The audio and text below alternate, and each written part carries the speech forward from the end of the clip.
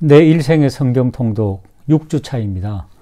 오늘은 2022년 3월 13일 주일입니다. 우리 주님의 평강을 기원드리며 민수기 24장에서 27장까지를 요약해 드리겠습니다.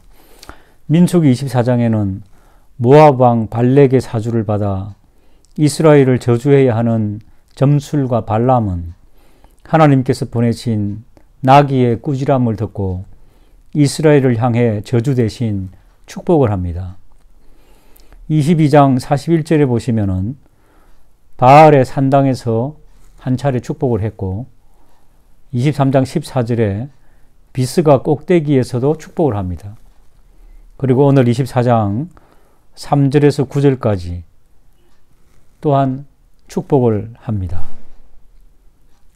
발람이 발락의 협박에도 이스라엘을 위해 축복한 이유는 다음과 같습니다.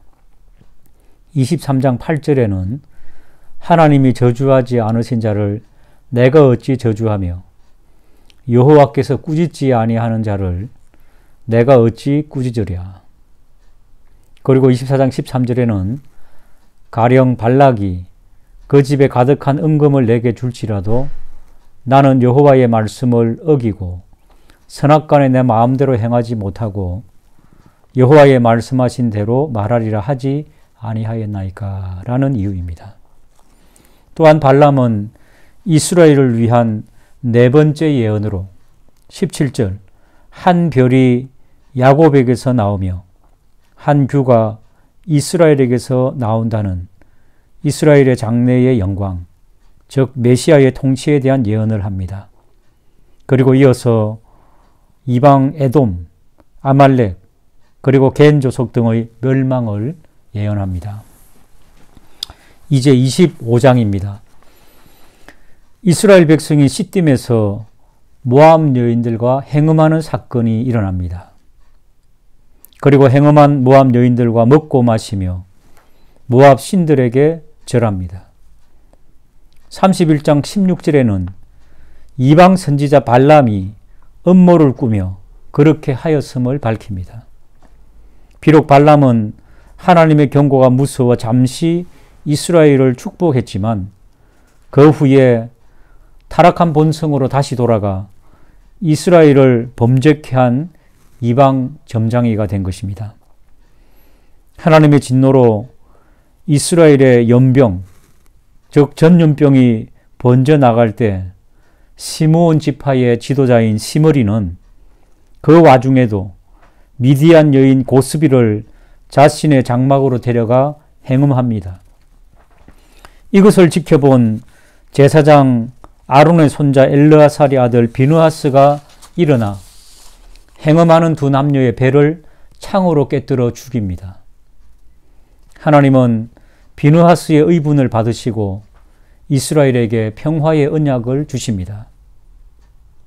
그러나 안타깝게 연병으로 죽은 자는 2만 4천 명이나 되는 큰 비극을 낳게 됩니다. 26장입니다. 전염병으로 많은 사람들이 죽은 후 하나님은 모세에게 인구조사를 명하십니다. 인구조사의 목적은 첫째, 20세 이상 전쟁에 나갈 수 있는 자를 계수하는 것이며 둘째, 정복할 땅을 분배하기 위한 것입니다. 땅의 분배는 각 지파의 숫자와 비례하며 땅은 제비를 뽑아 결정합니다. 인구조사의 결과 1차 인구조사와 비교해서 1820명이 감소한 60만 1730명으로 집계됩니다. 인구가 감소한 이유는 바알볼 행음 사건으로 수많은 사람들이 전염병으로 죽었기 때문입니다.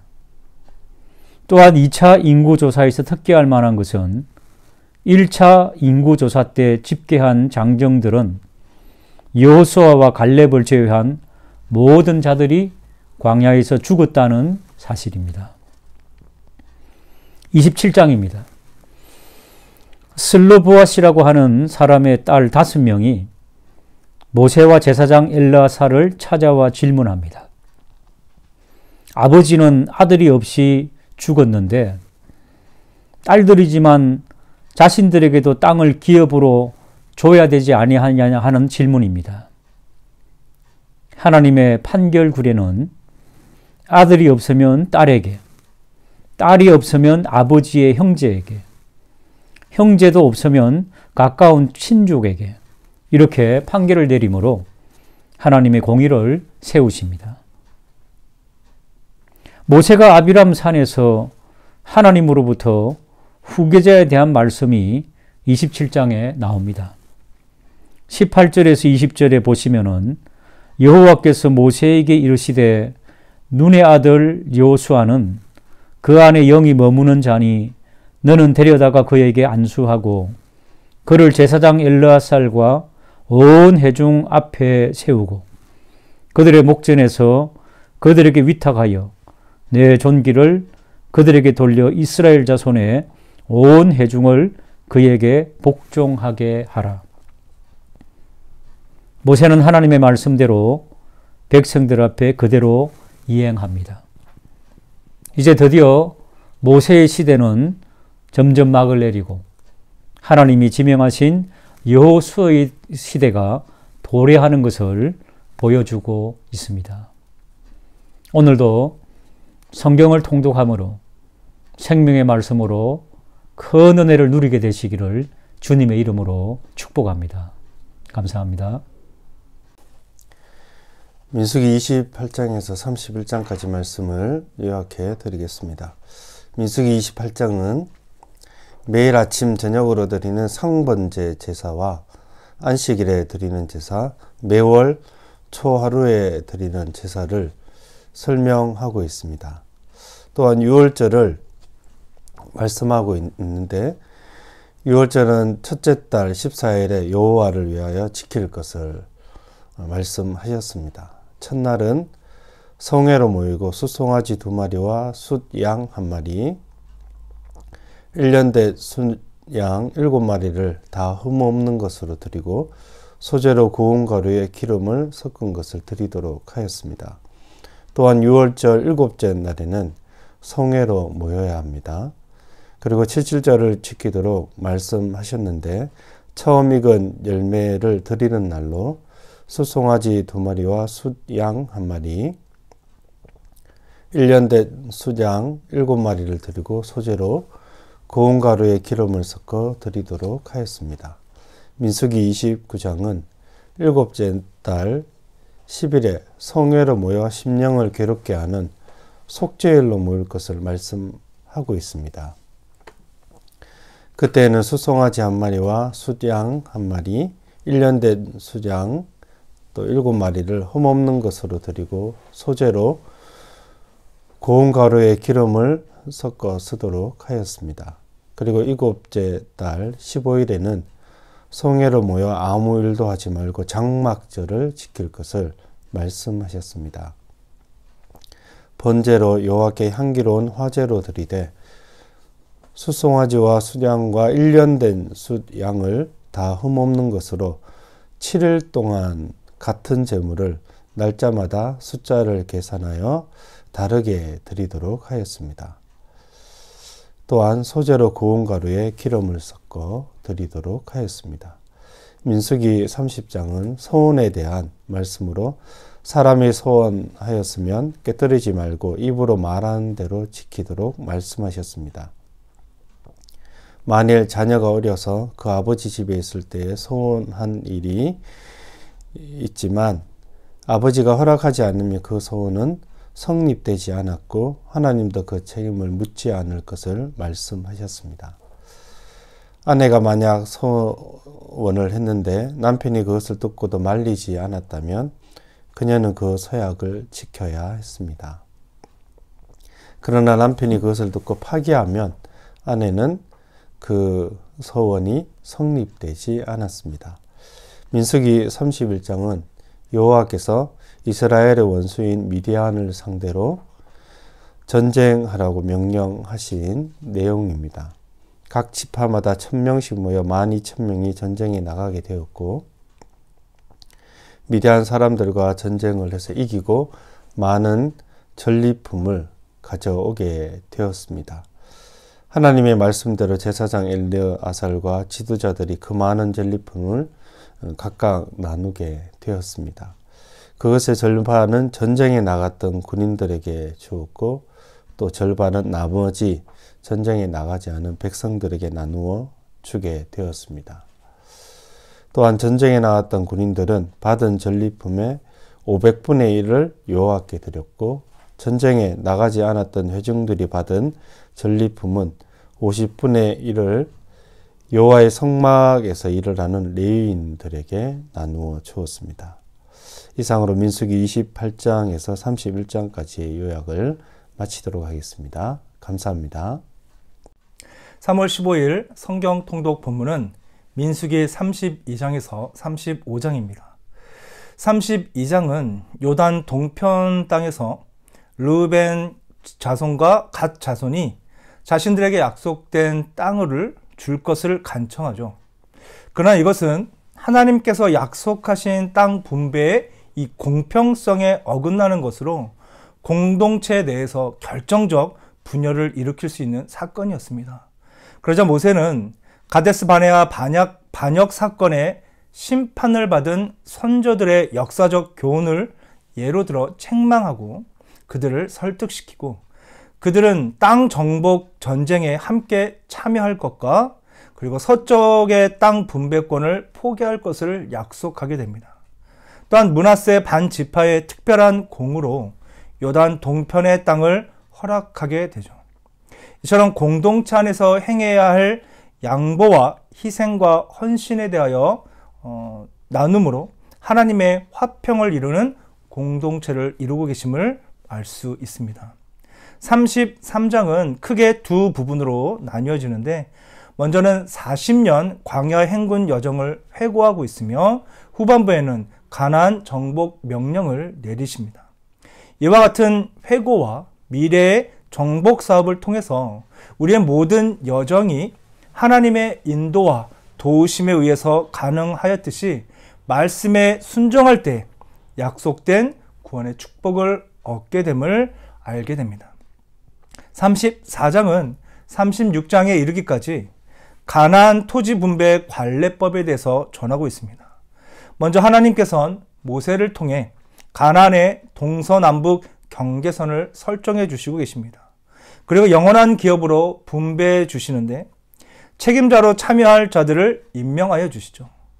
이를 통해 하나님께서 인간의 마음대로 위치와 범위를 정하는 것이 아니라 하나님의 허락하심에 따라 그에 합당한 땅을 분배받게 되는 주권적 섭리에 대하여 알게 됩니다. 또한 이미 정복하지도 않은 땅을 정복된 상황으로 간주하여 말씀하시므로 만왕의 왕이신 하나님의 통치 아래 모든 것이 있음을 확인할 수 있습니다. 35장은 계속해서 토지 분배 관례법에 대하여 전하고 있는데 34장은 일반 백성을 위한 전반적인 기업 분배의 측면에 있었다면 본문은 특별히 구별되어진 레위인들을 위한 땅의 일부를 규정하고 있습니다. 또한 레위인이 받게 되는 성읍 중에서도 더 특별한 성읍으로 도피성을 지정하고 계시죠. 이를 통해 하나님의 섬세하신 자비하심을 알게 됩니다. 오늘 읽으실 말씀은 민수기 36장 그리고 신명기 1장에서 3장 말씀입니다. 먼저 민수기 36장은 민수기의 마지막 장으로서 기업을 상속받는 연인이 출가함으로 말미암아 발생하게 되는 지파 간의 토지 문제에 관해 언급하고 있습니다. 하나님은 민수기 27장에서 딸들도 아버지의 기업을 상속받을 수 있게 하셨습니다. 그러자 슬로보앗의 기업을 받은 딸들이 출가함으로 타 지파에게 토지가 넘어가는 것을 우려하여 길르앗 족장이 모세에게 청원합니다. 모세는 하나님의 명령으로 슬로보앗의 딸들이 자기 종족 간에 결혼하도록 명함으로써 지파 간의 토지 이동을 방지합니다. 그리고 이 모든 규례가 모압 평지에서 하나님께서 모세에게 명하신 규례임을 강조하고 민수기의 끝을 맺고 있습니다. 신명기 1장은 이스라엘의 40년 광야 생활을 회고하는 모세의 설교를 기록하고 있습니다. 하나님을 통해 자신의 임박한 죽음을 알게 된 모세는 출애굽 1세대가 대부분 죽고 2세대가 주축을 이룬 이스라엘 백성들에게 파란만장했던 광야의 여정에 대해 들려주므로 하나님의 인도하심을 기억해야 하고 하나님의 말씀에 순종하게 할 것을 권고하고자 한 것입니다.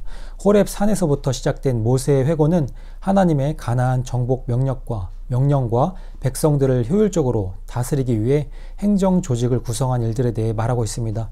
그러나 가나안 입성을 앞에 두고 벌어진 정탐꾼 사건으로 인해 하나님의 심판을 받고 출애굽 1세대가 가나안 입국을 금지당하고 또 하나님의 입국 금지 명령을 어기고 들어가려다 아모리 족속에게 패배한 사건을 회고함으로써 하나님께 대한 반역을 심각하게 경고하고 있습니다.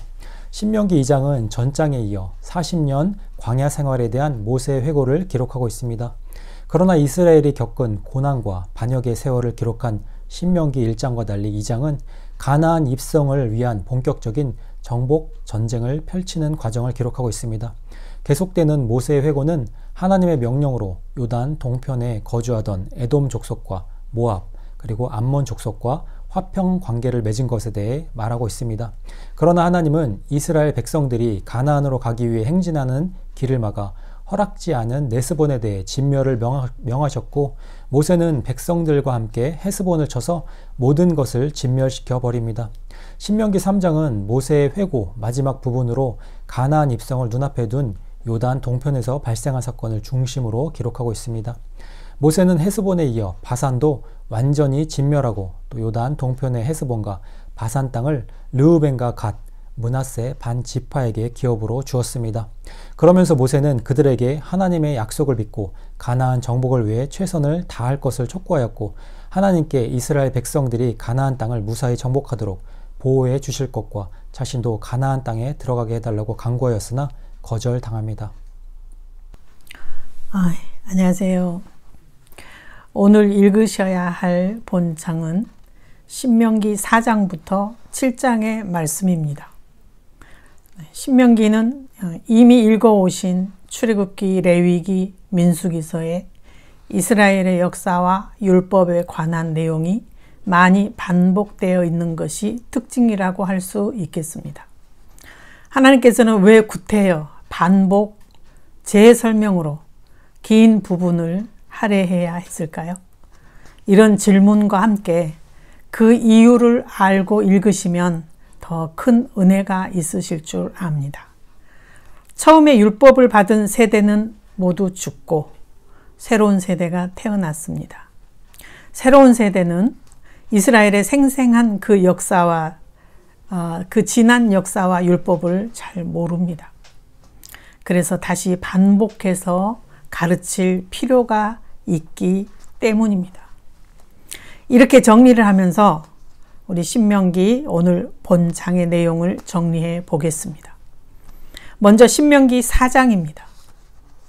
첫 번째, 모세는 이스라엘아 들으라, 하나님의 명령과 법도를 지키라, 이렇게 간곡한 어조로 지켜야 할 하나님의 규례들에 대해 명합니다. 네, 오늘 이 장에서 상기하고 싶은 말씀입니다.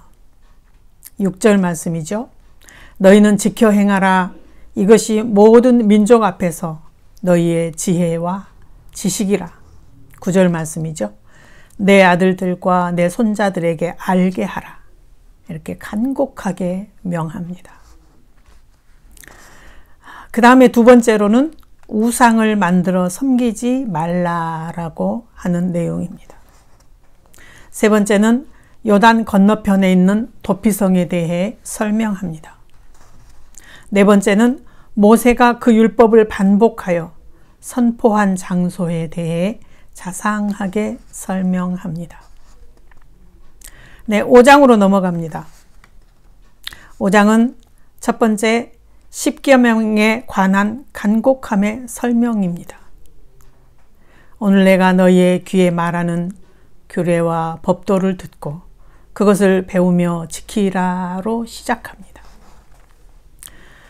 두 번째는 이스라엘의 탄원과 그리고 여기에 대한 하나님의 허락이 되겠습니다. 6장입니다. 모세는 가나안에서 이스라엘이 자기들의 신앙을 굳게 지키도록 하기 위해 교훈하는 것을 계속합니다. 첫 번째는 복종하라는 강한 요청입니다. 하나님의 모든 규례에 복종하라. 네, 그 다음에 두 번째로는 하나님에 대한 신앙의 강한 요청입니다. 네, 잘 나타내주고 있는 말씀 5절을 한번 보면 너는 마음을 다하고 뜻을 다하고 힘을 다하여 내 하나님 여호와를 사랑하라. 그리고 9절 말씀에 또 그것을 내 손목에 메어 기호를 삼으며, 그리고 마지막 부분에 집 문설주와 바깥문에 기록할지니라. 이렇게 간곡하게 요청합니다. 곧 자주 읽으라는 것이지요. 네. 그래서 우리 교회가 진행하고 있는 말씀 통독은 하나님의 원하심의 모습임을 확인하는 대목이기도 합니다. 세 번째입니다. 이스라엘 백성의 책임에 대한 기록입니다. 곧 너희 하나님 여호와께서 너희에게 명하신 명령과 증거하신 것과 규례를 삼가 지키며 여호와의 보시기에 정직하고 선량한 일을 행하라는 말씀에 주목하심도 좋겠습니다. 마지막 7장입니다. 본장에서는 다시 하나님의 계명을 지키라는 훈계를 내립니다.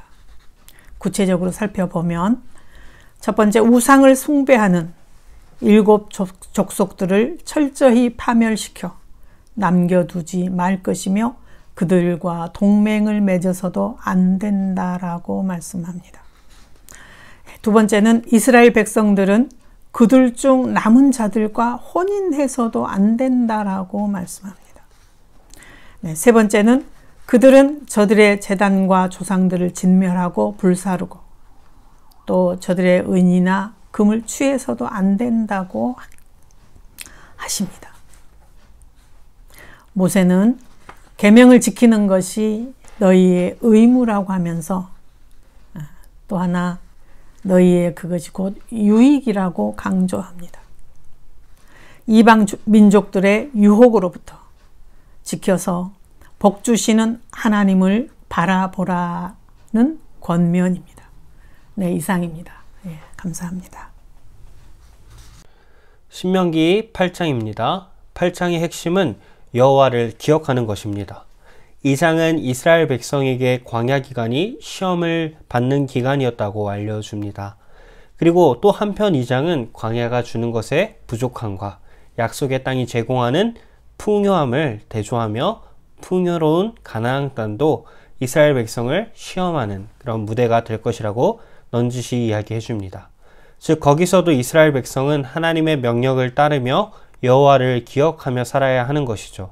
그렇지 않으면 이스라엘은 하나님께서 그들 앞에서 멸망시킨 민족들과 같이 멸망을 당하게 될 것이기 때문입니다. 9장은 이스라엘이 얼마나 불순종한 민족인지를 과거의 증거들을 대며 그들의 완악함을 지적합니다.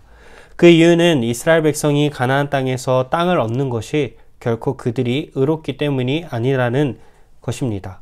그 대신 하나님의 신실하심 때문이라는 것을 확실히 알려주기 위해서입니다. 그들은 7절 광야에서도 8절 호렙산에서도 22절 다베라와 마사와 기브롯 핫다와에서도 하나님께 불순종해 하나님을 경노하게 했던 자들입니다. 하지만 한편 우리 하나님은 그런 그들을 인도하신 신실하신 우리 하나님이시라는 것을 우리는 볼 수 있습니다. 신명기 10장은 9장과 이어지며 모세가 십계명을 받았던 그날을 회상합니다. 그러면서 얼마나 이스라엘이 악한지와 하나님이 얼마나 자비하신지 대조하며 드러납니다. 그리고 모세는 12절 이하의 말씀으로 이런 이스라엘 백성이 이제는 깨끗하고 올바른 마음으로 오직 여호와 하나님만을 온전히 경외하고 섬길 것을 권면하고 있습니다. 이스라엘은 이제 그들의 행복을 위해 하나님 앞에서 받았던 은혜를 생각하며 마음의 할례를 받고 다시는 목을 곧게 하지 말아야 하는 것이죠. 왜냐하면 하나님은 진실로 12절에서 22절에서 고백하는 바와 같이 전능하신 하나님, 사랑의 하나님, 신실하신 하나님이시기 때문입니다. 11장의 내용은 1절과 7절을 통해 길게 설명되듯 이스라엘 백성은 하나님을 사랑하며 그의 명령과 말씀을 지키며 여호와께서 자신들에게 얼마나 큰 일을 행하셨는지 그들이 눈으로 경험한 것들을 꼭 기억할 것을 명령하고 있습니다. 만약 이스라엘이 그렇지 않는다면 이스라엘은 가나안 땅에서 결코 풍요로움을 누릴 수 없을 것입니다. 왜냐하면 가나안 땅은 12절과 같이 여호와의 눈이 항상 그 위에 있지 않으면, 또 하나님이 돌봐주시지 않는다면 결코 아무것도 안 되는 땅이기 때문입니다. 하지만 그들이 13절과 같이 하나님을 사랑하고 그의 말씀을 잘 지키면, 하나님을 의지하면 큰 복을 받는 것이죠. 그것은 14절에서 15절, 21절에서 25절을 통해서 어떤 복들인지 볼 수 있습니다. 한번 잘 읽어보시길 바랍니다. 어떻게 할 때 하나님이 어떤 복을 주셨는지, 그리고 모세는 이 말을 다 전하고 26절과 같이 이스라엘 백성들 앞에 복과 저주를 두고 이스라엘 백성이 가나안 땅에 들어가게 된 후에 그림심산에서는 복을 선포하고 에발산에서는 저주를 선포하라고 명령합니다. 신명기 12장부터 15장까지의 말씀을 나누도록 하겠습니다. 12장은 성소에 관한 규정과 고기 먹는 규정, 우상 숭배에 대한 경고 등으로 구분됩니다. 이스라엘은 하나님께서 정하신 장소에서만 제사를 드려야 했습니다. 이는 하나님 중심주의와 신앙 우선주의로 요약되며 이스라엘 백성의 삶의 원칙은 오늘날 우리에게도 적용된다는 사실입니다. 또한 다른 신들을 두지 말라는 첫째 계명에 대한 이해를 보다 자세하게 설명하고 있습니다. 13장은 우상 숭배에 관한 내용입니다. 이스라엘 내부에서 발생할 수 있는 거짓 종교의 위험에 대해 경고하며 각종 우상 숭배자들과 우상 숭배에 빠진 성읍 전체를 멸할 것을 명령합니다. 본 장은 세 가지 가능한 상황으로 나누어지는데요. 1절부터 5절은 자신들이 하나님에게서 계시를 받았다고 주장하는 미혹한 자에 대해서 설명하며 6절부터 11절은 다른 신들을 섬기자고 꾀하는 형제, 자녀, 아내 또는 생명을 함께하는 친구에 대해서 설명하고 마지막 12절부터 18절은 불량배들이 여호와를 섬기는 신앙을 버리게 하려는 모습을 설명하고 있습니다. 14장은 정결한 음식과 부정한 음식에 관한 내용과 11조의 규례에 대해서 다루고 있습니다. 이스라엘 백성은 음식을 철저히 구별되어 먹으라고 명령하십니다. 3절부터 21절에 열거된 짐승들은 이방 종교와 관련된 짐승들로서 부정한 것으로 규례되었습니다. 이것은 하나님이 이스라엘을 모든 나라들 가운데서 택하셔서 자기의 백성을 삼으신 것을 보여줍니다. 22절부터 29절은 11조의 규례로서 매년 바치는 11조와 안식년을 기준으로 3년과 6년째 바쳐야 하는 규정이 나옵니다. 23절의 11조 규정은 여호와를 경외하고 신뢰하는 것으로 가르치려는 것임을 보여주고 있습니다. 마지막 15장은 안식년과 초태생에 관한 내용을 다루고 있습니다. 7년을 주기로 하여 마지막 해는 여호와의 면제년으로 이 해에는 동족의 빛을 탕감해주고 종으로 팔린 히브리인을 해방시켰습니다. 이는 언약 백성이 사랑의 공동체로 결속되기 위함이죠. 그리고 이스라엘이 하나님을 경외한다면 물질적인 측면에서도 그들에게 복 주실 것을 보여줍니다. 또한 흠이 없는 소나 양의 첫 새끼를 하나님께 바쳐 출애굽 당시 10번째 재앙에서 이스라엘 장자들과 초태생을 살려주신 은혜를 기억하는 규례가 나옵니다. 우리 모든 성도님들이 내일의 예배를 준비하며 하나님을 경외하고 성도를 사랑하는 마음으로서 나아가시는 모든 A교회 성도님 되시기를 주님의 이름으로 소망합니다.